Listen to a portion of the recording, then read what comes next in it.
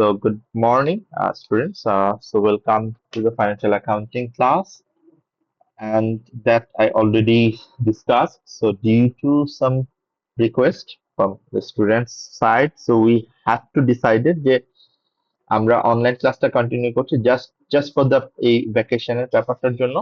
And আমি একটু কথা বলে তারপর স্যাটারডে ব্যাপারটা কনফার্ম করবো because I got a call from our department head, মানে অ্যাকাউন্টিং ডিপার্টমেন্ট হেড থেকে। So maybe we need to adjust accordingly.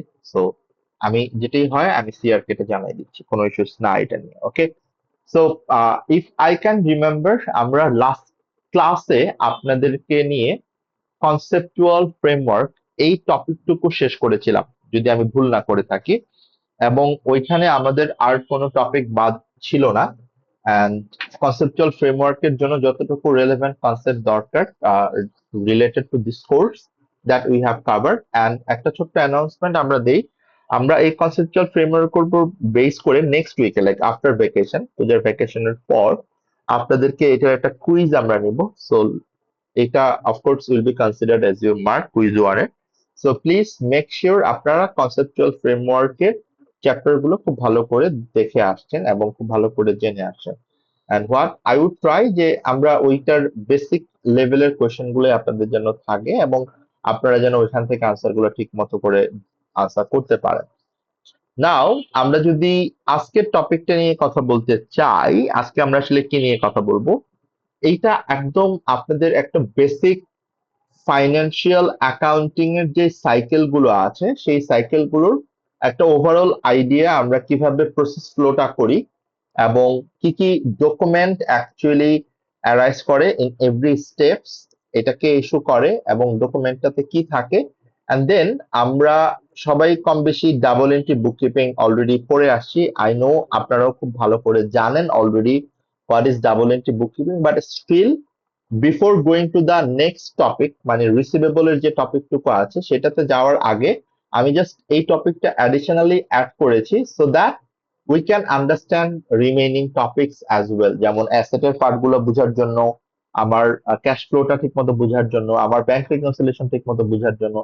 ওই জায়গাটাতে আমাকে অবশ্যই এই আজকের যে স্লাইড, আজকের যে চ্যাপ্টার গুলো আমরা কভার করতে চাচ্ছি সেটা খুব হেল্প করবে। সো আমি আপনাদেরকে রিকোয়েস্ট করব, আপনাদের কোঅর্ডিনেশনটা অফকোর্স একটু ভালো করে আমাকে হেল্প করবেন। আপনারা যেন খুব আহ, যতটুকু আপনাদের আন্ডারস্ট্যান্ডিং আছে আমাকে একটু কাইন্ডলি এটা আনসার গুলো করবেন এবং টাইম টু টাইম আমিও আপনাদের থেকে এই কোঅপারেশনটা নিয়ে টপিকটা শেষ করতে পারবো হোপফুলি। সো আমরা আজকে বেসিক্যালি কথা বলবো বিজনেসের বিভিন্ন ধরনের ডকুমেন্টেশন নিয়ে এবং আমাদের ডাবল এন্ট্রি বুককিপিং এর প্রিন্সিপালটা নিয়ে। আই নো এটা আপনারা সবাই জানেন, বাট স্টিল আমি আমার পার্সপেক্টিভ থেকে আমরা কিভাবে আসলে রিয়েল লাইফে আমরা কিভাবে এসিসি এর পার্সপেক্টিভ থেকে জিনিসগুলোকে আসলে পড়ার ট্রাই করেছি সেটার একটা একটা ডিফারেন্ট কনটেক্সট আপনাকে আমি দেওয়ার ট্রাই করবো আপনাদের সবাইকে। কেননা আপনারা অলরেডি দেখেছেন যে কনসেপচুয়াল ফ্রেমওয়ার্কটা তো আমি একই রকম ভাবেই আপনাদেরকে পড়ানোর ট্রাই করেছি, নট লাইক ট্র্যাডিশনাল ওয়েতে। রাদার আমি একদম আপনাকে কে ইস্যু করছে, কবে এটা ইস্যু হয়েছে, এটাতে কি কি আছে, অবজেক্টিভ গুলো কিভাবে কানেক্ট করা যায়, কোয়ালিটি ক্যারেক্টারিস্টিক্স গুলোর এক্সাম্পল কি, ইন ডিটেলস আপনাদের সাথে ডিসকাশন করা হয়েছে। So that's the main purpose, যে অ্যাকাউন্টিংটা আমরা যখন শিখবো এটা যেন আমরা প্রপার আন্ডারস্ট্যান্ডিং নিয়ে শিখতে পারি।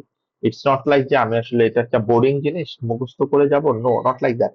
সো ওইটার কারণে আসলে এই বেসিক গুলো আপনাকে একটু গো থ্রু করানো। আই নো আপনাদের প্রিভিয়াস ইয়ার একটা কোর্স ছিল, বাট স্টিল এইগুলো অনেক রেলেভেন্ট আপনার জন্য এবং অনেক কিছুই আপনারা জানেন।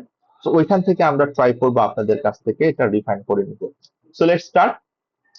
ফার্স্টে আমরা দেখি যে কেন আসলে ডকুমেন্টেশন ইম্পর্টেন্ট। আমরা সবাই কম বেশি জানি যে কোনো জিনিস আপনিও যখন কোনো কিছু না লিখে রাখেন, কোনো কিছু আপনি রেকর্ড না রাখেন, কোনো কিছু আপনি লিপিবদ্ধ করে না রাখেন, কোনো ডকুমেন্ট যদি আপনি না আর্কাইভ করেন, কখনোই এটা আপনার জন্য ফিউচারে এটার এভিডেন্স হিসেবে প্রুফ করবে না। মানে হচ্ছে এটাকে আপনি ফিউচারে আর ইউজ করতে পারবেন না। সো এটা একটা বড় ইম্পর্টেন্ট ব্যাপার যে আপনাকে অবশ্যই অবশ্যই এইটার ডকুমেন্টেশনটা রাখতেই হবে। মানে হচ্ছে আপনার বিজনেসে যত ধরনের লেনদেন হবে, যত ট্রানজেকশন হবে, প্রত্যেকটা ট্রানজেকশনের রেসপেক্টিভ রেকর্ডিং আপনাকে রেকর্ড কিপিং এটা মাস্ট, এটা ছাড়া আপনি অ্যাকাউন্টিং করতে পারবেন না। So that is a important thing. এটা এভিডেন্স রেকর্ডিং এর জন্য খুব বেশি আমাকে হেল্প করবে। নাম্বার 3 হচ্ছে এটা আপনি যখন অডিট করাবেন, ভেরিফিকেশন যখন হবে, অফকোর্স অডিটর ও তো শুধু নাম্বারটা দেখবে না, নাম্বারটা কিভাবে এসেছে সেটাও সে দেখবে। সো সেটার পারপাসেও আপনাকে ডকুমেন্ট গুলো প্রপারলি মেনটেন করতে হবে, সো দ্যাট এটা এক্সটার্নাল অডিটর আপনার ভেরিফিকেশনটা, ভেরিফায়াবিলিটিটা এনশিওর করতে পারে। That is the most important thing. Documentation আমার জন্য, বিজনেসের জন্য, কারেন্ট বিজনেসের জন্য এটা খুব ইম্পর্টেন্ট। ইট ডাজেন্ট ম্যাটার যেটা আপনাকে হার্ড কপি হতে হবে, এটা সফট কপি হইলেও হবে, কেননা এখন আর হার্ড কপি ডকুমেন্ট এত বেশি আসলে আর্কাইভ করা হয় না। All are in digital document, all are in actually soft কপিতেই অ্যাকচুয়ালি মেনটেন করা হয়। নাও এই ডকুমেন্টেশনটা ডিপেন্ড করবে নেচার অফ ট্রানজেকশনের উপর, টাইপ অফ ট্রানজেকশনের উপর। সো এই জায়গাটাতে আমি একটু আপনাদের থেকে হেল্প চাই। একটা হচ্ছে, আমরা জানি ট্রানজেকশনটা দুই ভাবে হয়, একটা হচ্ছে ক্যাশ ট্রানজেকশন, আর এটা হচ্ছে ক্রেডিট ট্রানজেকশন। আমরা, আমার যতটুকু মনে পড়ে আমরা একটা ক্লাসে এটা নিয়ে ডিসকাশনও করেছিলাম, গত ক্লাসের আগের ক্লাসে, যে what is the difference between cash transactions and credit transaction. তো আমাকে একটু কাইন্ডলি বলবেন যে ক্যাশ ট্রানজেকশন এবং ক্রেডিট ট্রানজেকশন বলতে আপনি কি বুঝেন?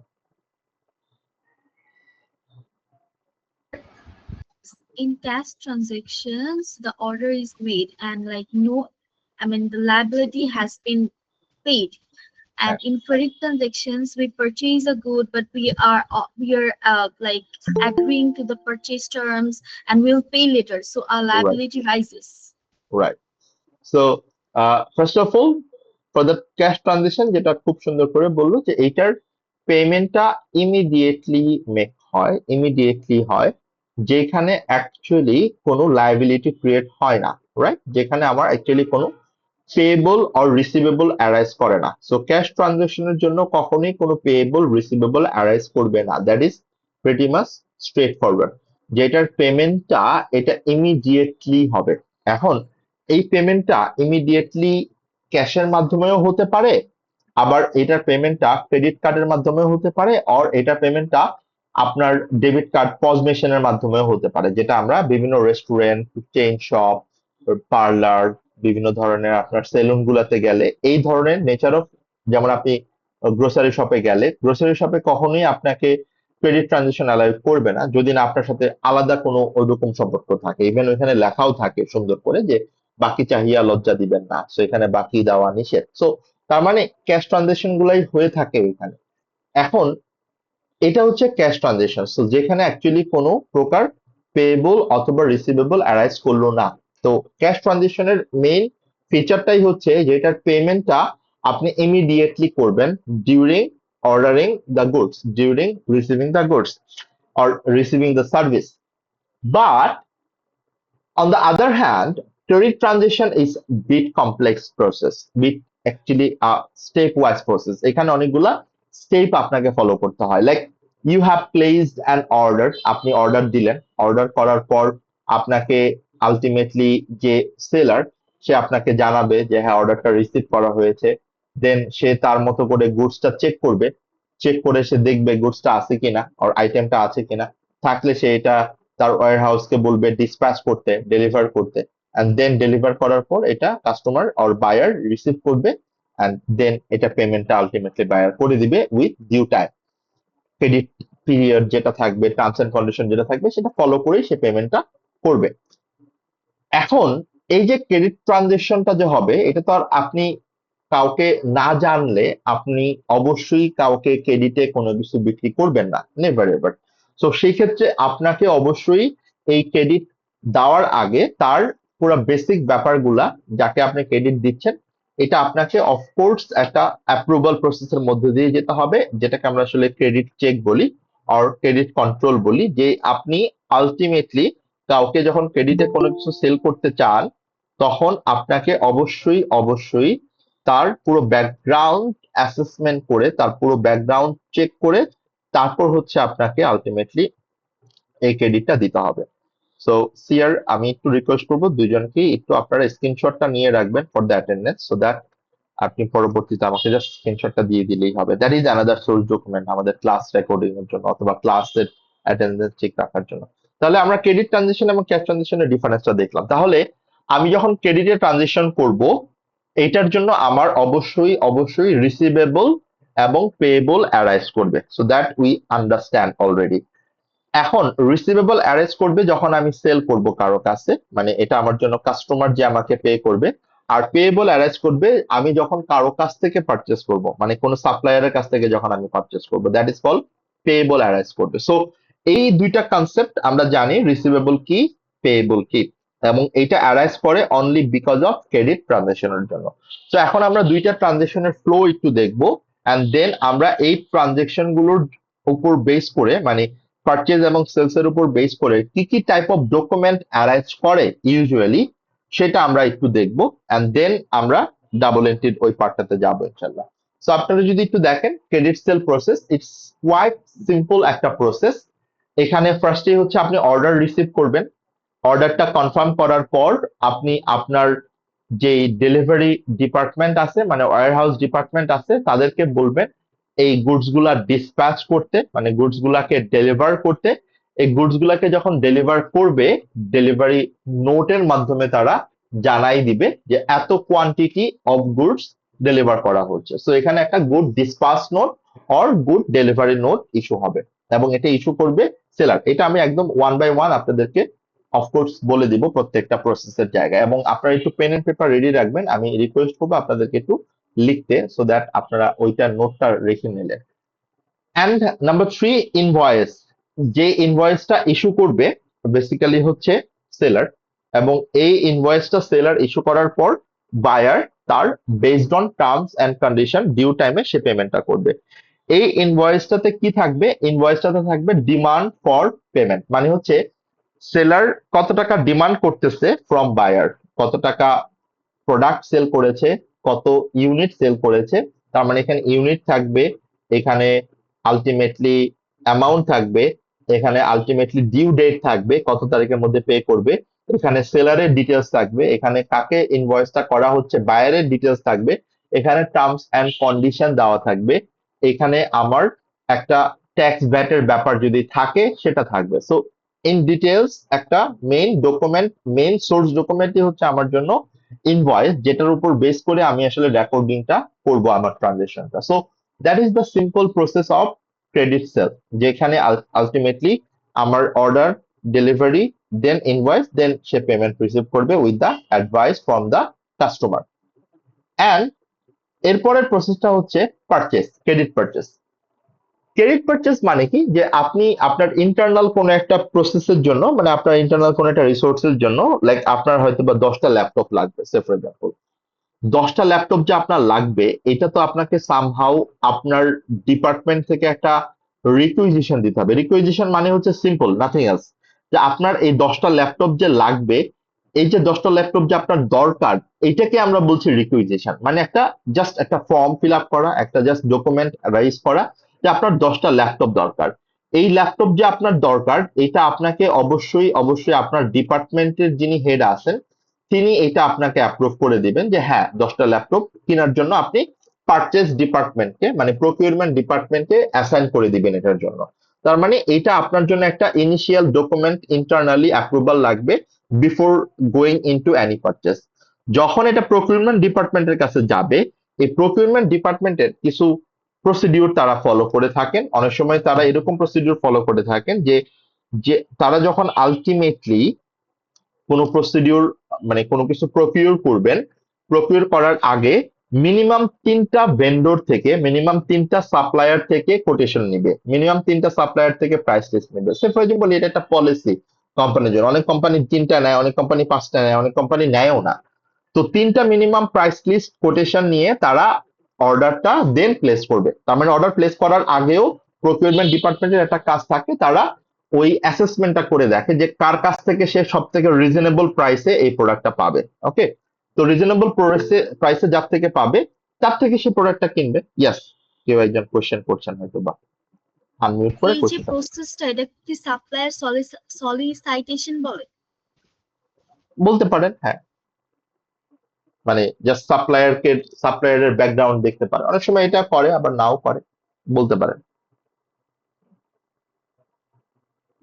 ওকে, 3 নাম্বার, আপনি অর্ডার প্লেস করে দিলেন। অর্ডার প্লেস করার পর এরপরে কিন্তু আপনার আর কোনো কাজ নাই আসলে, মানে কাজ কি, আপনি অলরেডি অর্ডার প্লেস করে দিছেন। এখন হচ্ছে আপনার যে সাপ্লায়ার, মানে আপনার যার থেকে আপনি প্রোডাক্টটা কিনছেন, সে আপনাকে গুডস ডেলিভার করবে। সো গুডস ডেলিভার করার মানে হচ্ছে সে আপনাকে একটা নোট পাঠাবে যে সে 10টা ল্যাপটপ পাঠাইছে, আপনাকে 10টা ইউনিট আপনাকে মেনশন করে দিবে, এবং আপনি আপনার ওয়্যার হাউসে অথবা আপনার প্রেমিসিসে যখন আসবে এই গুডস গুলো, এই ল্যাপটপ গুলো, তখন আপনি চেক করে দেখবেন যে হ্যাঁ 10টা ল্যাপটপ অর্ডার করেছেন, 10টা ল্যাপটপের কোয়ালিটি ঠিক আছে, 10টা ল্যাপটপের মডেল ঠিক আছে, সব ওকে আছে। তখন আপনি একটা গুডস রিসিপ্ট নোট ইস্যু করে দিবেন। তার মানে গুডস ডেলিভারি নোটটা ইস্যু করছে সাপ্লায়ার মানে সেলার, আর গুডস ডেলিভারি নোটের এগেনস্টে আপনি যে কনফার্মেশনটা দিচ্ছেন সেটাকে আমি বলছি গুডস রিসিপ্ট নোট, যেটা ইস্যু করছে হচ্ছে buyer or purchaser. Okay, and finally last স্টেজে আপনি যেটা করবেন, আপনি আপনার based on your due amount, based on your credit period, আপনি টাইমলি এটার পেমেন্টটা করে দিবেন। এবং পেমেন্ট করার আগে অবশ্যই একটা অথরাইজেশন অ্যাপ্রুভাল আপনি নিবেন, নিয়ে তারপর পেমেন্টটা মেক করা হবে। এবং পেমেন্ট যখন হয়ে যাবে, পেমেন্ট করার পর আপনাকে অবশ্যই একটা পেমেন্ট অ্যাডভাইস দিতে হবে।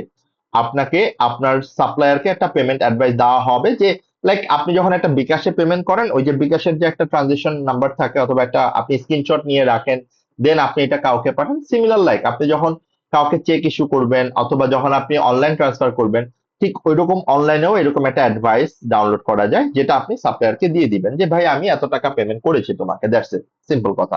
So that is how credit purchase or credit sales actually it arises, and the documents, the nature of document যেটা আমরা দেখলাম, এগুলো অ্যাকচুয়ালি ফ্লো করে। আমরা প্রসেসটা দেখলাম, এখন আমরা একটা ডিটেলস ডকুমেন্ট লিস্ট দেখব, যেই ডকুমেন্ট লিস্টে অ্যাকচুয়ালি আমরা দেখব আমাদের এই ক্রেডিট ট্রানজেকশনের ক্ষেত্রে কি কি type of document actually arise করে, কি কি টাইপ অফ ডকুমেন্ট অ্যাকচুয়ালি এটা রিফ্লেক্ট হয়। আপনি ডকুমেন্ট গুলো যদি দেখেন, টোটাল 11টা ডকুমেন্ট আছে এখানে, এবং এই ডকুমেন্ট গুলো আমাকে ফার্স্টে বুঝতে হবে what is the meaning of the document, মানে আমার এই ডকুমেন্টের অ্যাকচুয়ালি কনটেক্সটটা কি, এই ডকুমেন্টটা কি মিন করে, এন্ড দেন আমাকে দেখতে হবে এই ডকুমেন্টের অ্যাকচুয়ালি প্রিপেয়ারার কে, মানে এটা কে প্রিপেয়ার করছে, এটা কি সেলার প্রিপেয়ার করছে নাকি এখানে বায়ার প্রিপেয়ার করছে, মানে পারচেজার প্রিপেয়ার করছে। বিকজ একটা ডকুমেন্ট এটা সেলার প্রিপেয়ার করলে তার জন্য যে ডকুমেন্ট হবে, সেম ডকুমেন্ট বায়ারের জন্য এটার নামটা আবার ডিফারেন্ট হয়ে যাবে। সো আমরা ওই পুরো কনসেপ্টটাই এখন ট্রাই করব আপনাদের সাথে ডিসকাশন করতে। আমাকে একটু জাস্ট বলেন যে এর আগে আপনারা এই ডকুমেন্ট গুলার নাম অথবা এই ডকুমেন্ট গুলা কোথাও পড়েছেন কিনা, যতগুলো ডকুমেন্ট এখানে আছে, যে 11টা ডকুমেন্টের লিস্ট Yes, sir, পড়া হয়েছে। আই বিলিভ করা হয়েছে। এই ক্ষেত্রে আমার রিকোয়েস্ট আপনাদের প্রতি থাকবে, আগে আপনারা আমাকে একটু বলবেন যে এই ডকুমেন্ট আপনি এটা বলতে কি বোঝেন। যেমন নাম্বার 1 দিয়ে আমি যদি আগাই, কোটেশন। কোটেশন বলতে আপনি আসলে কি বোঝেন, what is quotation?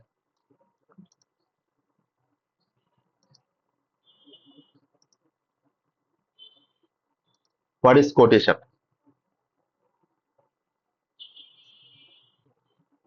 Is it like purchase? Is it like a purchase requisition purchase or like purchase no, no, requisition, sir. Purchase No, sir. Requisition is an internal document. Actually, it is given to the suppliers, like with the negotiate with the terms, আচ্ছা, like for example, I am looking. I'm looking to buy few laptops, and hmm I'm looking for suppliers. So hmm. I have given them the the তাহলে আমি আমি what আমি do একটু I আপনার want. আপনার কাজটা easy করে দিই, আপনি একদম রাইট ট্র্যাকে আছেন। বাট নাও কোয়েশ্চেন ইজ, আপনি যে 10টা ল্যাপটপ কিনতে চান, এটা তো আপনি কোয়েরি করেছেন ঠিক না, যে আপনার 10টা ল্যাপটপ দরকার। নাও নেক্সট কোয়েশ্চেন ইজ যে এই কোটেশনটা কে দিবে, মানে এই প্রাইসের লিস্টটা কে দিবে? সাপ্লায়ার দিবে মানে সেলার দিবে না Buyer, বায়ার দিবে? buyer. ল্যাপটপের দাম কত এটা কি বায়ার মানে বলে দিবে? দাম বলবে না, but they would like choose okay, and they would না এটা হচ্ছে একটা যেটা আপনি বললেন that is like customer query করবে, দ্যাটস দা বায়ার কোয়েরি করবে, বাট এই প্রাইস লিস্টটা দিবে হচ্ছে সাপ্লায়ার, সেলার। হ্যাঁ, so quotation it is nothing, just a price list, যে কোন ল্যাপটপের প্রাইস কত, দ্যাটস ইট, আর কিছু না। কোটেশন মানে হচ্ছে যেটা basically supplier let customers or buyer knows যে আমার 10টা ল্যাপটপের কোনটার প্রাইস কত। It is simple like a price list, nothing else. তাহলে quotation usually it is issued by or it is prepared by seller to buyer. তার মানে এটা সেলার বায়ারকে দেয় যে ভাই তোমার এই 10টা ল্যাপটপের দাম এটা এটা এত টাকা। ওকে, তাহলে number one, quotation it is simply a query letter, like একটা কোটেশন লেটার, একটা প্রাইস লিস্ট, নাথিং এলস। এখন আপনি কোটেশনটা পেলেন, কাস্টমার কোটেশনটা পাইলো, বায়ার কোটেশনটা পাইলো, পেয়ে সে ঠিক করলো যে 3টা সাপ্লায়ার থেকে সে কোটেশন নিল, 3টা সাপ্লায়ার থেকে কোটেশন নিয়ে তার কাছে supplier A is the best supplier. তাহলে এখন কি করবে, এই এ কে যে সে চুজ করবে তার বেসিস তো তার কাছে আছে, এখন সে অর্ডার প্লেস করবে। তাহলে অর্ডারটা কে প্লেস করে? hire. সবাই কি অ্যাগ্রিড? অর্ডারটা কে প্লেস করে?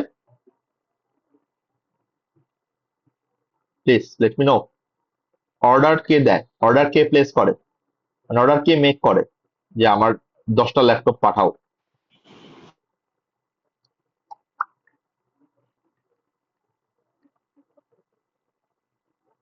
কেউ কি আমরা আমার উপর রাগ করে আছি?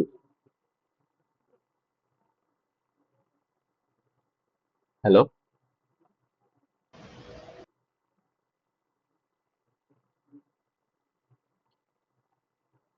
কেউ বলবো না? ওকে, তাহলে অর্ডারটা প্লেস করবে হচ্ছে বায়ার, পারচেজার আর কাস্টমার, যেটি বলেন একই কথা। তাহলে অর্ডার যেহেতু বায়ার প্লেস করবে, যেহেতু পারচেজার প্লেস করবে, এইটা তার জন্য হচ্ছে পারচেজ অর্ডার, মানে এটা বায়ারের জন্য হচ্ছে পারচেজ অর্ডার। এই অর্ডারটা কাকে প্লেস করবে? সেলারকে প্লেস করবে, মানে সাপ্লায়ারকে প্লেস করবে, এবং সাপ্লায়ারের জন্য এটা হচ্ছে আমার সেলস অর্ডার। তার মানে খেয়াল করে দেখেন, ডকুমেন্ট একটাই যেটা রেজ করতেছে অরিজিনেটেড বাই বায়ার, যেটাকে আমরা বলছি পারচেজ অর্ডার, যে ডকুমেন্টটা যখন সাপ্লায়ারের কাছে যাচ্ছে এইটাকে আমরা বলছি সেলস অর্ডার। সিম্পল কথা। তাহলে আমরা 1 নাম্বার দেখলাম, 2 নাম্বার দেখলাম, 3 নাম্বার দেখলাম।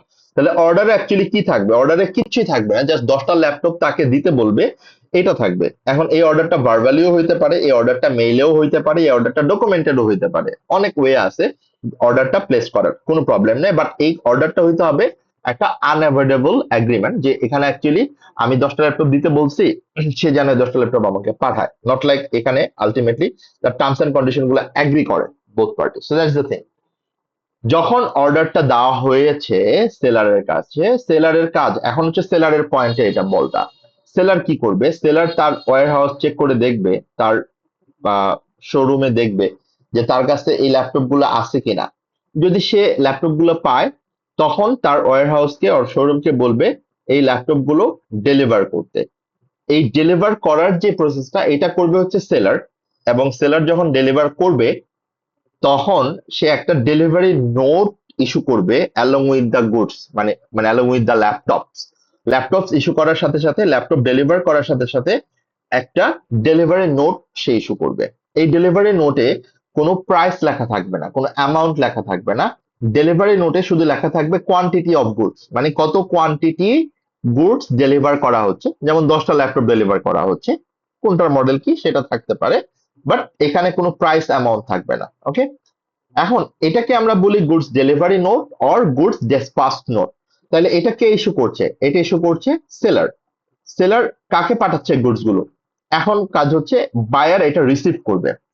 সো বায়ার যখন রিসিভ করবে, পারচেজার যখন রিসিভ করবে, তখন সে দেখবে এই গুডস গুলো, এই ল্যাপটপ গুলোর কোয়ালিটি অ্যাজ ইট ইজ ছিল কিনা। মানে হচ্ছে এই গুডস গুলোর ল্যাপটপের কোয়ালিটি আমরা যে রিকোয়ারমেন্টের মডেল অর্ডার করেছিলাম, সাপ্লায়ার সেই মডেলের ল্যাপটপ গুলো আমাকে দিল কিনা, গুড কোয়ালিটি দিল কিনা। এটা যদি আমি দেখি যে 10টা ল্যাপটপই আমাকে ঠিক মতো দেওয়া হয়েছে, সেইটাকে আমরা কনফার্ম করার মাধ্যমে, যে ডকুমেন্টের মাধ্যমে আমরা কনফার্ম করি, সেটাকে আমরা বলি গুডস রিসিপ্ট নোট। তাহলে Goods delivery note, it is made by supplier, but goods receipt note, it is issued by buyer or customer or purchaser. এই পাঁচটা ডকুমেন্টের মধ্যে কোথাও কিন্তু আমার ফাইনাল প্রাইসটা লেখা হয় নাই এখনো। আমাকে কত টাকা পেমেন্ট করতে হবে, মানে সাপ্লায়ার কত টাকা ডিমান্ড করবে সেই কথাটা এখনো পর্যন্ত আসে নাই। এটাই হচ্ছে আমার ফাইনাল ডকুমেন্ট, যেটা হচ্ছে ইনভয়েস। যেই ডকুমেন্টের মাধ্যমে সাপ্লায়ার বায়ারকে জানাবে যে তোমার কাছে আমি 10 লাখ টাকা পাই। এখন এই যে 10 লাখ টাকা সে পায়, যে ডকুমেন্টের মাধ্যমে সে জানাবে, তার মানে ওইখানে ইউনিট থাকবে, ওইখানে কোয়ান্টিটি থাকবে, ওইখানে প্রাইস থাকবে, ওইখানে ডিউ ডেট থাকবে, ওইখানে টার্মস এন্ড কন্ডিশন থাকবে। এই ডকুমেন্টটাকে আমরা বলছি ইনভয়েস। এখন আমার কোয়েশ্চেন যেটা আপনাদের প্রতি, ইনভয়েসটা কে ইস্যু করবে, ইনভয়েসটা কে মেক করবে, ইনভয়েসটা কে প্রিপেয়ার করবে? seller. It has to be made by seller. Seller করবে স্যার। সেলার প্রিপেয়ার করবে, পারফেক্ট। সেলার যখন প্রিপেয়ার করবে তখন এইটা সেলারের জন্য হচ্ছে সেলস ইনভয়েস, রাইট? এখানে সে কি দিবে, এখানে সে ডিমান্ডটা দিবে। সো আমরা একটা স্যাম্পল দেখতে পারি যে এখানে অ্যাকচুয়ালি একটা ইনভয়েসের টেমপ্লেট আমরা জাস্ট এখানে রাখা আছে, যে একটা ইনভয়েসে কি কি থাকে, জাস্ট সিম্পল। এখানে কোম্পানির ইনফরমেশন থাকে, এখানে ইনভয়েসের নাম্বার গুলো থাকে, ডিটেলস থাকে, ডেট থাকে, কাস্টমার রেফারেন্স থাকে, আমি কাকে ইনভয়েস করছি, মানে আলটিমেটলি হচ্ছে আমার কাস্টমারকে আমি ইনভয়েস করছি, তার নেম, তার অ্যাড্রেস, তার ফোন নাম্বার থাকে, ডেসক্রিপশন গুলো থাকে, এখানে যদি কোনো ট্যাক্সের ডিটেলস দেওয়া থাকে সেটা লাগে, অ্যামাউন্ট থাকে, এন্ড ফাইনালি আপনি দেখেন এখানে সাব টোটাল, ট্যাক্স, ভ্যাটের যদি কোনো ইস্যুস থাকে সেটা এখানে দেওয়া হয়, এবং এই পেমেন্টটা কিভাবে করা হবে তার একটা ইনস্ট্রাকশন কমেন্টসও এখানে বলা থাকে। এবং আমি যেটা বলেছিলাম আপনাকে, একটা ডিউ ডেট দেওয়া থাকে যে আমি ইনভয়েসটা কবে ইস্যু করলাম এবং পেমেন্টটা কবে সে করবে। সো এই ডিটেলস গুলো বেসিক্যালি আমাদের ইনভয়েসের মধ্যে সাপ্লায়ার পারচেজারকে মেনশন করে দেয়। এখন নেক্সট কোয়েশ্চেন হচ্ছে, এইটা যখন সাপ্লায়ার প্রিপেয়ার করলো, সাপ্লায়ারের জন্য সেলস ইনভয়েস, রাইট? ডকুমেন্ট কিন্তু একটাই, বাট এই ডকুমেন্টটাই যখন বায়ারের কাছে যাবে, বায়ারের জন্য এটা হয়ে যাবে পারচেজ ইনভয়েস। তার মানে সাপ্লায়ারের পার্সপেক্টিভ থেকে যদি আমরা চিন্তা করি, এটা তার জন্য অ্যাকচুয়ালি সে রিসিভ করবে টাকাটা, সে তার কাস্টমারের কাছে টাকা পায়। আর আমি যদি বায়ারের পার্সপেক্টিভ থেকে চিন্তা করি, তখন আবার সাপ্লায়ার হয়ে যাবে তার জন্য পেয়েবল, মানে তাকে সে পেমেন্টটা করবে। So that is how it works. Invoice, it is the main source of documents to record our transactions, যেটার উপর বেস করে আমরা ডকুমেন্টটা রেকর্ড করি আমাদের সোর্স ডকুমেন্ট হিসেবে। এখন নেক্সটে আমরা 7 নম্বরটা একটু পরে ডিসকাশন করব, 8 এবং 9 আমরা একসাথেই ডিসকাশনটা করি। নাও মাই কোয়েশ্চেন ইজ, ইনভয়েস এটা যদি কখনো ভুল হয় তখন কি হবে? বায়ার কি পেমেন্ট করে দিবে? ইনভয়েস ভুল হতে পারে না, মানে সাপ্লায়ার কি ভুল ইনভয়েস পাঠাইতে পারে না? Obviously পারে। কারণ ইনভয়েস ভুল হতেই পারে। এখন ইনভয়েস হওয়ার কথা ছিল 10 লাখ, বাট আপনি ইনভয়েস পাঠিয়ে দিয়েছেন 11 লাখ। এখন আপনি কি 11 লাখ টাকা পেমেন্ট করবেন সাপ্লায়ারকে? Never ever, you are not gonna pay him or pay them. তাহলে এখন আপনাকে কি করতে হবে? এই ইনভয়েসটা রিভাইজ করতে হবে, এই ইনভয়েসটা অ্যামেন্ড করতে হবে। Now my question to you guys, ইনভয়েসটার অরিজিনেটর কে, মানে ইনভয়েসটা কে মেক করেছে, কে এটাকে জন্ম দিয়েছে, মানে কে এটার মানে ultimately preparer? Supplier, seller? Seller. Seller. Now next question, এটা কি তাহলে কাস্টমার অ্যামেন্ড করতে পারবে নিজে নিজে? হয়তো ইনভয়েস পারবে। Good, in sir, sir good. পারবে। ইনভয়েস কাস্টমার কি নিজে রিভাইজ করে নিজে পেমেন্ট করে দিবে? না স্যার, স্যার ওই যে মানে যদি কোনো কিছু যদি বেশি দিয়ে ফেলে তখন তো স্যার ওটা তো ফেরত দিয়ে দেয়।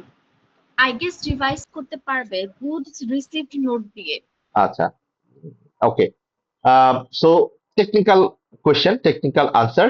আমরা একটু স্পেসিফিক সিম্পল রাখি এটাকে। হ্যাঁ, এটা রিয়েল লাইফে দুইভাবেই হয়। হ্যাঁ, রিয়েল লাইফে পারে, রিয়েল লাইফে এটা করতে পারে, পসিবল আছে, পসিবিলিটি আছে, যেটার মাধ্যমে সেটা মানে সেই কাজটা করে, সেটা আসলে আমরা এটাকে বলি ডেবিট নোট। বাট আমরা অ্যাকচুয়ালি যেটা শিখবো এখন, এটি তো আপনাদের জন্য মোর ইম্পর্টেন্ট। ইউজুয়াল কেসে আসলে পারে না, মানে ইউজুয়াল কেসে পারে না, এটা অ্যাকচুয়ালি সে যেটা করে সেটা করেও না, মানে এটা করাটা আসলে ঠিক না। সে যেটা করে, সে রিকোয়েস্ট করে সাপ্লায়ারকে to amend the invoice. Okay, so এটা একটু মাথায় রাখবো কথাটা। সো ইউজুয়ালি এটা যেটা বেস্ট প্র্যাকটিস সেটা হচ্ছে, কাস্টমার যেহেতু ইনভয়েস ইস্যু করে নাই, তাহলে কাস্টমার কখনোই ইনভয়েসটা রিভাইজ করবে না, কাস্টমার কখনোই ইনভয়েসটা অ্যামেন্ড করবে না। রাদার কাস্টমার রিকোয়েস্ট করবে সাপ্লায়ারকে to issue or to revise the incorrect invoice. আমি কথাটা বুঝাইতে পারছি? কাস্টমার রিকোয়েস্ট করবে সাপ্লায়ারকে to revise the invoice. Now এই যে সে রিকোয়েস্টটা করবে, যে লেটারের মাধ্যমে, যে নোটের মাধ্যমে সে রিকোয়েস্টটা করবে, এটাকে আমরা বলছি debit note. And customer request করার পর সাপ্লায়ার যে ইনভয়েসটা রিভাইজ করে যে নোটের মাধ্যমে, আর ইনভয়েসটা অ্যামেন্ড করে যে নোটের মাধ্যমে, এইটাকে আমরা বলি ক্রেডিট নোট। তাহলে ডেবিট নোট এটা issued by customer, credit note এটা ইস্যুড বাই সাপ্লায়ার। আমি কি বুঝতে পারছি কথাটা? Yes sir. তাহলে আমরা কোটেশন দেখলাম, আমরা অর্ডার দেখলাম, আমরা গুডস রিসিভ নোট দেখলাম, আমরা গুডস ডেলিভারি নোট দেখলাম, ইনভয়েস দেখলাম, ক্রেডিট নোট দেখলাম, ডেবিট নোট দেখলাম। Now my question to you, what is the statement then? Statement বলতে আমরা কি বুঝি? স্টেটমেন্ট মানে কি?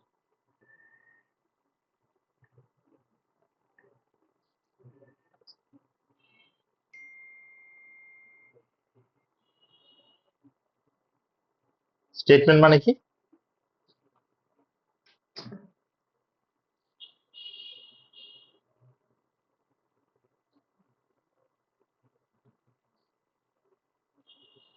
এনিওয়ান? ইনভয়েসটা যদি অ্যাপ্রুভ করে ফেলে ওটাকে কি স্টেটমেন্ট বলে? না।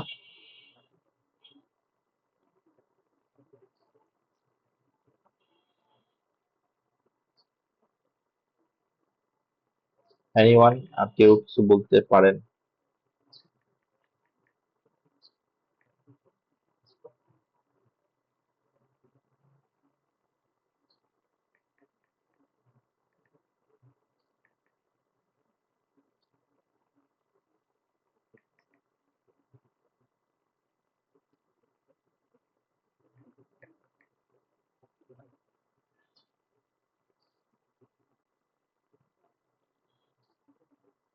ওকে, আমি একটু সিম্পল করে দিই স্টেটমেন্টটাকে। স্টেটমেন্টটা হচ্ছে, আমি যখন একটা কাস্টমারের কাছে অনেকবার ট্রানজেকশন করব, খেয়াল করে দেখ, আমি যখন একটা কাস্টমারের কাছে অনেকবার ট্রানজেকশন করবো, ধরেন আমি একবার 10 লাখ করছি, একবার 20 লাখ করছি, আবার 30 লাখ করছি, এখন মাস শেষে সে আমাকে আবার অনেকগুলা পেমেন্টও করবে। ফাইনালি আমি তার কাছে কত টাকা পাবো এটা তাকে আমার জানানোর যে প্রসেসটা, সেটাকে আমরা স্টেটমেন্ট বলি। সিম্পল কথা। তাহলে স্টেটমেন্টের মাধ্যমে অ্যাকচুয়ালি কি করা হয়, তার মান্থলি একটা ট্রানজেকশনের হিস্টোরি তাকে জানানো হয়। কাকে জানানো হয়? কাস্টমারকে জানানো হয়। তাহলে এটা কে জানায়? এটা কে জানাতে পারবে? বিকজ এটা কে অ্যাকচুয়ালি প্রিপেয়ার করবে? সাপ্লায়ার প্রিপেয়ার করবে, বিকজ সাপ্লায়ার জানে যে সে কত টাকার ইনভয়েস পাঠাইছে, কত টাকা সে অলরেডি পেমেন্ট পাইছে, এবং আরো কত টাকা পেমেন্ট বাকি আছে। এই যে স্টেটমেন্টটা, এই যে রিফ্লেকশনটা, এটাকে আমরা বলি স্টেটমেন্ট, যেটা অটোমেটিক্যালি মান্থলি সাপ্লায়ার কাস্টমারকে প্রিপেয়ার করে পাঠিয়ে দিবে। Okay, so that is called statement. তাহলে স্টেটমেন্ট আসলে কি থাকবে? আমার টোটাল ইনভয়েস কত, টোটাল কত টাকা রিসিভ করা হয়েছে অলরেডি, অ্যান্ড আরো কত টাকা পাবো আমি কাস্টমারের কাছে, সেটা কি আমরা স্টেটমেন্ট আকারে সাপ্লায়ার এটি ইস্যু করে to buyer or customer or purchaser. Clear সবাই? Yes, sir. Okay, then 10 and 11। 10 and 11 হচ্ছে আমার payment advice, remittance advice or payment advice.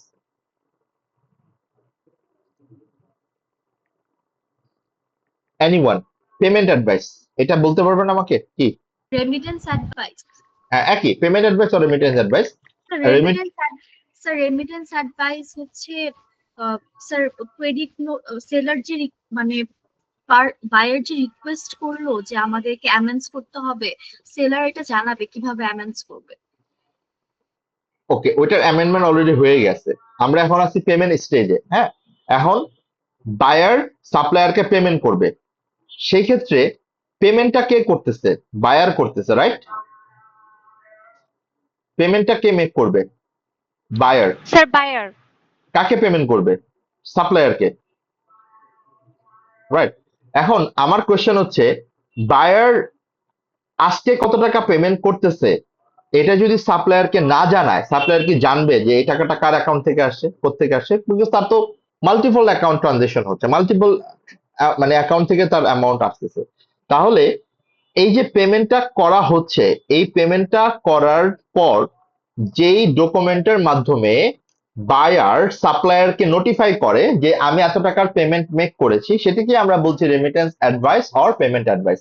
একটু আগে আমি যে এক্সাম্পলটা আপনাদেরকে দিলাম, যে বিকাশে আমি যখন কোনো ট্রান্সফার করি, আপনি বিকাশে দেখবেন এটা অটোমেটিক্যালি, আপনি যখন কোনো বিল পেমেন্ট করেন অথবা যদি কোনো কাউকে পেমেন্ট করেন, there will be an automatic receipt or there will be an automatic transaction ID.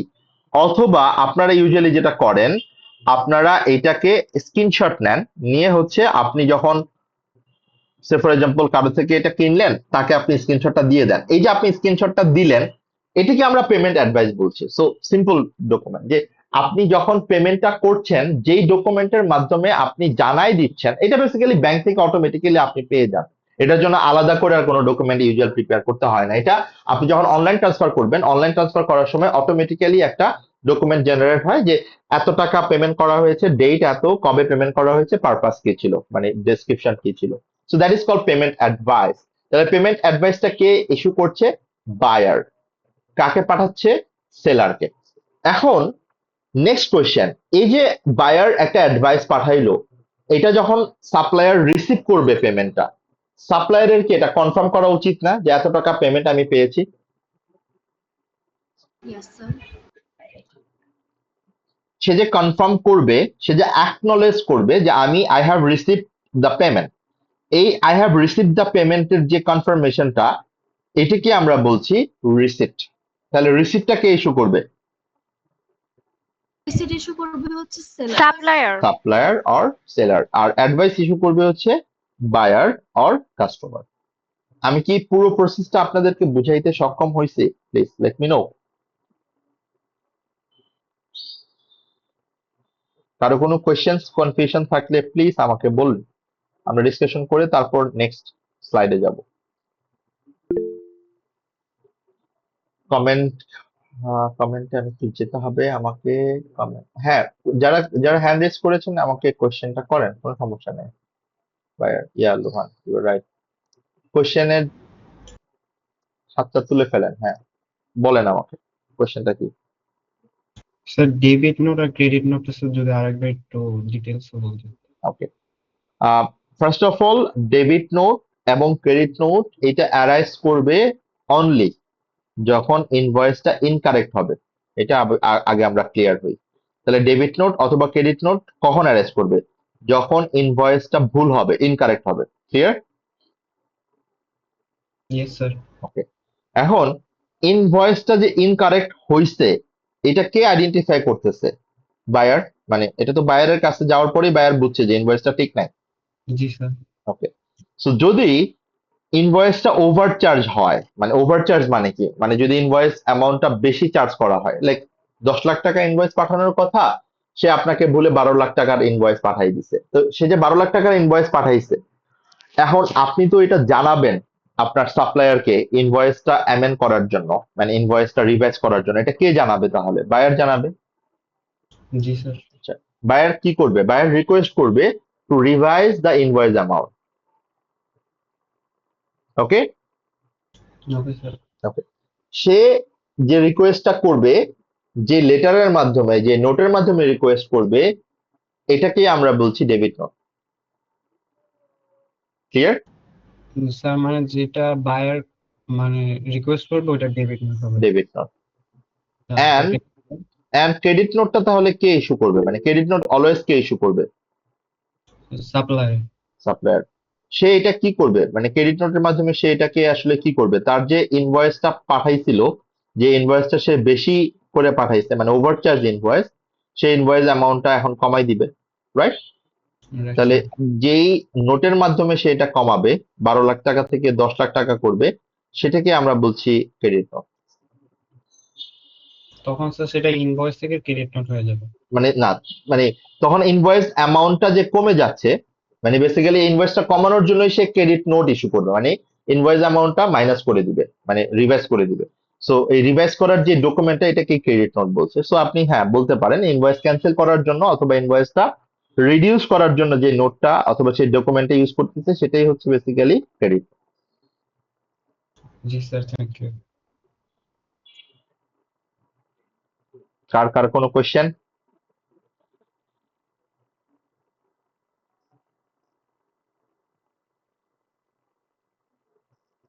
আর কারো কোনো কোয়েশ্চেন করেন, আমি হ্যান্ড রেজ করলে আপনারা একটু কথা বলে ফেলেন, সমস্যা নাই, কারণ আমি হচ্ছে স্যার প্রেজেন্টেশন মোডে আছি।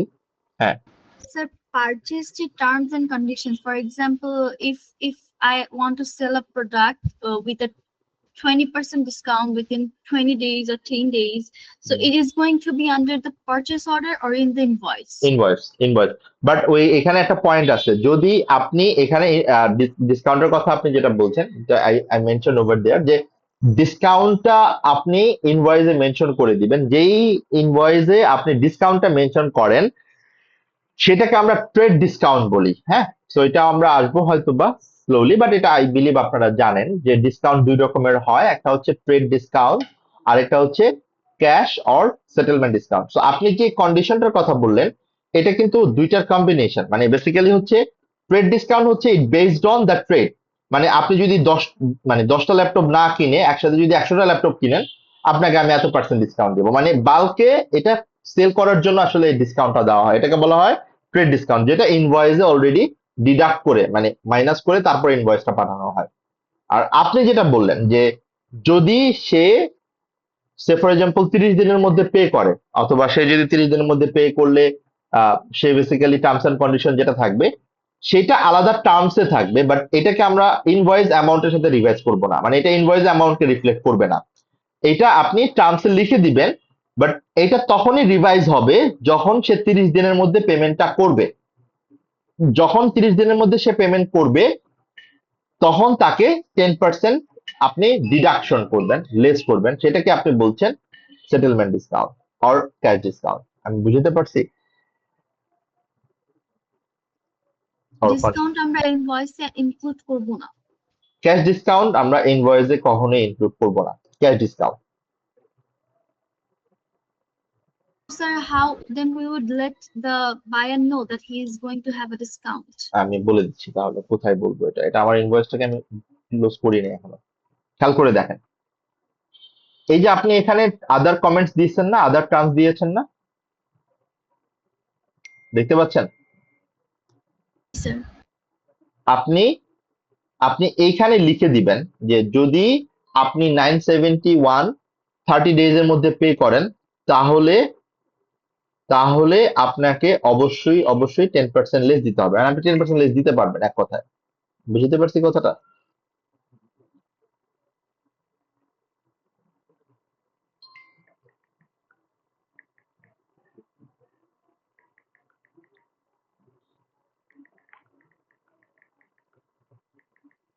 আমি কি বুঝাতে পারিনি এই কথাটা নাকি? Hello? I'm still not clear. আচ্ছা, আপনি ফার্স্টে আসেন ট্রেড ডিসকাউন্ট।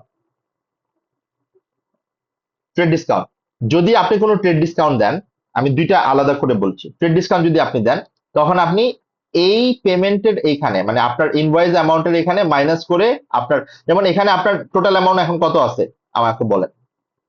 971, রাইট? দেখতে পাচ্ছেন স্ক্রিনটা? It's a 971. 1, আপনি ওকে ট্রেড ডিসকাউন্ট দিবেন 71, ট্রেড ডিসকাউন্ট দিবেন 71। তাহলে এখন আমার কোশ্চেন হচ্ছে, আপনি কি ওর কাছ থেকে 971 ই ডিমান্ড করবেন না 900 ডিমান্ড করবেন? 100. তাহলে এই যে আপনি আপনি যে ইনভয়েসটা কমাই দিচ্ছেন, এটাকে আপনি বলছেন বেসিক্যালি হচ্ছে trade discount. Clear? Sir, yes, sir. ওকে, তাহলে এখন আপনি ডিমান্ড করতেছেন কত কাস্টমারের কাছে, মানে বাইরের কাছে? 900। 900. তাহলে এটা তো আপনি অলরেডি ট্রেড ডিসকাউন্ট বাদ দিয়ে ইনভয়েসটা পাঠাইছেন, রাইট? জি স্যার। এখন আপনি পরবর্তীতে আরেকটা কন্ডিশন তাকে দিচ্ছেন, কন্ডিশন আরেকটা টার্মস তাকে দিচ্ছেন। টার্মসটা কি? এই 900 তাকে পেমেন্ট করার কথা মানে কয় তারিখের মধ্যে খেয়াল করে দেখেন। ডিউ ডেট কবে? 1/8/2020, রাইট? ডিউ ডেট হচ্ছে 1/8/2020। আপনি এখানে কন্ডিশন দিয়ে দিবেন যদি সে এর আগে পেমেন্ট করে। সে ফর এক্সাম্পল আপনি কন্ডিশন দিলেন যে যদি 30 দিনের মধ্যে পে করে তাহলে তাকে পুরোটাই পেমেন্ট করতে হবে, নেট 30, মানে 30 ডেজ এর মধ্যে যদি পেমেন্ট করে তাহলে তাকে 900ই পে করতে হবে। বাট যদি 15 দিন আগে পে করে, মানে 15 দিনের মধ্যে পে করে, তখন তাকে আর এই 900 দেওয়া লাগবে না, তখন তাকে 10% লেস করা হবে, মানে তখন তাকে 10% লেস পেমেন্ট করতে হবে। এখন আমার কোয়েশ্চেন হচ্ছে যে আমি যখন আমার সাপ্লায়ারকে এই কন্ডিশনটা দিলাম, আমি তো কন্ডিশনটা বলে দিলাম যে বেসিক্যালি হচ্ছে সে যদি 15 ডেজ এর মধ্যে পে করে তখন আর তাকে 900 পে করতে হবে না, তখন সে 10% কম পে করবে। নাও এটা তো আপনি তাকে জানাচ্ছেন কার মাধ্যমে? আপনি ইনভয়েসই এই টার্মসই বলে দিচ্ছেন, 3 নাম্বার পয়েন্টে এটা বলে দিচ্ছেন যে মানে ডিউ ডেটে পেমেন্ট করলে ফুল পেমেন্ট করতে হবে, বাট ডিউ ডেটের আগে পেমেন্ট করলে সে 10% ডিসকাউন্ট পাবে, মানে 10% কম পে করতে হবে, লেস পে করতে হবে। পয়েন্টটা বুঝছেন? স্যার বুঝেছি। ওকে, এখন আসেন এই ক্যাশ ডিসকাউন্টটা আপনার কাস্টমার কখন অ্যাভেল করতে পারবে? সে যদি ডিউ ডেটের পরে পে করে অথবা ডিউ ডেটে পে করে তাহলে কি আর সে 10% ডিসকাউন্টটা পাবে? No sir. No sir. সে 10% ডিসকাউন্ট তখনই পাবে সে যদি ডিউ ডেটের আগে এটা পেমেন্ট করে। কথাটা clear? Yes sir. Yes sir.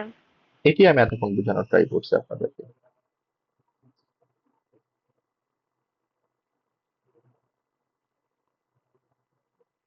এই পর্যন্ত আর কোনো কোয়েশ্চেন্স না থাকলে আমরা আমাদের বেসিক্যালি পরের যে টপিকটা, বেসিক্যালি এই জায়গাটা থেকে আমরা একটু শুরু করতে চাই।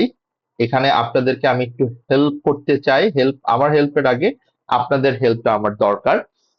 আপনারা লেফট সাইডে একটা কষ্ট করে দেখবেন একটা সাইকেলের মতো আছে, যে আমরা এতক্ষণ যে কথাগুলো বললাম, এতক্ষণ আমরা স্টেপ 1 নিয়ে কথা বললাম, সোর্স ডকুমেন্টস নিয়ে কথা বললাম, যে একটা বিজনেস অর্গানাইজেশনে একটা কোম্পানি যখন ট্রানজেকশন করে থাকেন, ট্রানজেকশন গুলোর ক্ষেত্রে কি কি type of document actually arise করে, এগুলাকে আমরা বলি সোর্স ডকুমেন্টস। যে ডকুমেন্টস গুলাকে আমরা ইনিশিয়ালি রেকর্ড করি, তারপর এটাকে ক্লাসিফাই করি, অ্যান্ড দেন ক্লাসিফাই করার পর এটার ব্যালেন্স গুলোকে নিয়ে আমরা ফাইন্যান্সিয়াল স্টেটমেন্ট প্রিপেয়ার করি। এই যে পুরো সাইকেলটা, এই পুরো সাইকেলটা আপনাদের লেফট সাইডে দেখবেন সুন্দর করে স্টেপ বাই স্টেপ দেওয়া আছে। তাহলে স্টেপ 1 আমার সোর্স ডকুমেন্ট আসলো। স্টেপ 2, এই পুরো ডকুমেন্ট গুলো, যেমন কি কি ডকুমেন্ট আমরা দেখলাম, purchase invoice, sales invoice, credit note, তারপর হচ্ছে আমার অ্যাডভাইস, রিসিট, এই সবগুলো ডকুমেন্ট আমরা রেকর্ড করব রেসপেক্টিভ বুকস অফ প্রাইম এন্ট্রিতে। No risk, books of prime entry কি আমরা নেক্সট ক্লাসে এটা থেকেই আমি স্টার্ট করব ইনশাল্লাহ, এবং এখান থেকে আমরা ডিসকাশনটা স্টার্ট করব যে বুকস অফ প্রাইম এন্ট্রি একটা কথায় যদি আমি বলি, যেখানে all type of regular irregular transaction আমরা রেকর্ড করি, যেমন sales, purchase, petty cash, salary, cash, any kind of, and also journal, এগুলা সবই আমরা বুকস অফ প্রাইম এন্ট্রির পার্ট, বুকস অফ প্রাইম এন্ট্রিতে আমরা রেকর্ড করি। ওকে, এখন বুকস অফ প্রাইম এন্ট্রিতে আমরা যখন রেকর্ড করলাম, করার পরের কাজটা কি? এই বুকস অফ প্রাইম এন্ট্রির যত ট্রানজেকশন গুলো আছে, এই ট্রানজেকশন গুলো নিয়ে আমরা একটা লিস্ট প্রিপেয়ার করি, মানে একটা লেজার প্রিপেয়ার করি, এটাকে ক্লাসিফাই করি। ক্লাসিফাই করা মানে কি, যে আমার এটার মধ্যে কোনটা অ্যাসেট, কোনটা লায়াবিলিটি, কোনটা ইকুইটি, কোনটা ইনকাম, কোনটা ড্রয়িংস, এগুলা সবই হচ্ছে বেসিক্যালি লেজারের মাধ্যমে ক্লাসিফাই করা। এবং প্রত্যেকটা লেজার অ্যাকাউন্টস এর একটা ব্যালেন্স, ক্লোজিং ব্যালেন্স থাকে, যে ব্যালেন্স গুলো আমাকে আলটিমেটলি পরবর্তী স্টেপে হেল্প করে টু প্রিপেয়ার ট্রায়াল ব্যালেন্স। তাহলে আমরা স্টেপটা দেখি আবার, source documents, then we will record those documents in books of prime entry, and books of prime entry পর আমরা এটার উপর বেস করে লেজার অ্যাকাউন্ট প্রিপেয়ার করি, যেটাকে আমরা টি অ্যাকাউন্ট বলে থাকি। আমরা এটা শিখবো কিভাবে টি অ্যাকাউন্ট প্রিপেয়ার করা হয় এবং সেটা কিভাবে আলটিমেটলি আমাকে রিফ্লেক্ট করে আমার অ্যাকাউন্টসে। এন্ড দেন অ্যাকাউন্ট করার পর আমরা একটা লিস্ট প্রিপেয়ার করি। এই লিস্টটাকে আমরা বলি trial balance, list of balance, এটাকে আমরা বলি ট্রায়াল ব্যালেন্স। ওকে, ট্রায়াল ব্যালেন্সে জাস্ট কিচ্ছু থাকে না, just debit balance and credit balance থাকে। আপনারা কি ট্রায়াল ব্যালেন্স দেখেছেন এই পর্যন্ত যারা অ্যাকাউন্টিং এর প্রিভিয়াস কোর্স করেছিলেন? Did you see it? Please tell me. Trial balance prepare করা না হইলেও সমস্যা নেই, জাস্ট দেখা হয়েছে কিনা আমি জাস্ট মানে ইয়াস জাস্ট, স্যার, দেখা হয়েছে। ওকে, আমি জাস্ট একটা ইমেজ ওপেন করছি আপনাদের জাস্ট দেখানোর জন্য যে ট্রায়াল ব্যালেন্স কিরকম হয় প্রিপেয়ার করে দেখতে। That's it.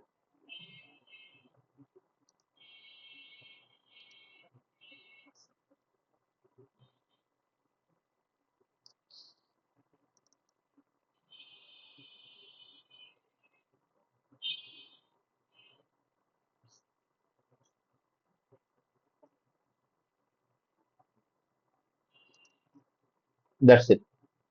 এখানে আপনি খেয়াল করে দেখেন আমার অ্যাকাউন্ট নেম থাকবে যে এটা আমার অ্যাসেট, লায়াবিলিটি, ইনকাম, এক্সপেন্সের ইন্ডিভিজুয়াল, এটার একটা ডেবিট ব্যালেন্স থাকবে এবং একটা ক্রেডিট ব্যালেন্স থাকবে, এবং এখানে কোন কোম্পানির জন্য আমি ট্রায়াল ব্যালেন্স করছি সেই কোম্পানির নাম এবং আমার ইয়ার এন্ড, মানে আমি কোন ডেটে এটার ট্রায়াল ব্যালেন্সটা করছি।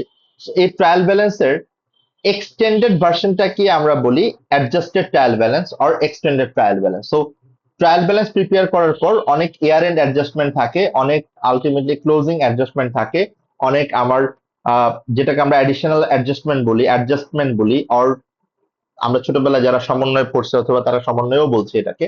সো এই ট্রায়াল ব্যালেন্সের পর আমরা extended version of trial balance করি, যেখানে বেসিক্যালি আমার ট্রায়াল ব্যালেন্সের পর যদি কোনো ট্রানজেকশন আমার রেকর্ড করতে হয়, যেটার মাধ্যমে আমরা অ্যাডজাস্টমেন্ট করে তারপর আমরা ফাইন্যান্সিয়াল স্টেটমেন্ট প্রিপেয়ার করি। So that is the cycle. So আমি আপনাদেরকে দুইটা হোমওয়ার্ক দিব আজকে।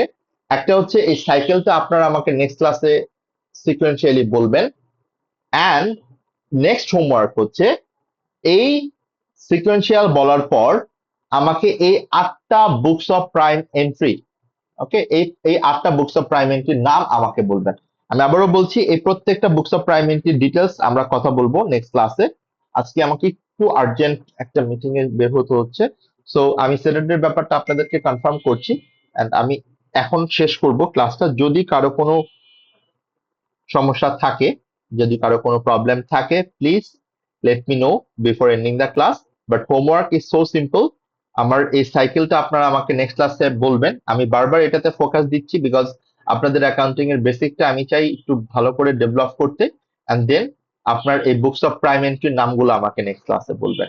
বুকস অফ প্রাইম এন্ট্রির প্রত্যেকটা বুকসের কি কি অ্যাকচুয়ালি রেকর্ড আমরা করি, আমরা পারচেজ ডে বুকে কি রেকর্ড করি, সেলস ডে বুকে কি রেকর্ড করি, পেটি ক্যাশ বুকে কি রেকর্ড করি, জার্নালে কি রেকর্ড করি, এগুলো সবকিছু আমরা অফকোর্স আপনাদের সাথে ডিসকাশন করব নেক্সট ক্লাসে। আমার মেইন টার্গেট হচ্ছে এই বুকস অফ প্রাইম এন্ট্রি এবং ডাবল এন্ট্রি শেষ করে এটা কিছু প্র্যাকটিস আপনাদের সাথে করা, ম্যাথমেটিক্যাল কিছু জিনিস, so that we can understand the ইকুয়েশনের ম্যাথ কিভাবে করতে হয়, ডাবল এন্ট্রি কিভাবে করতে হয়, then we will go to the next topic. So that's our plan.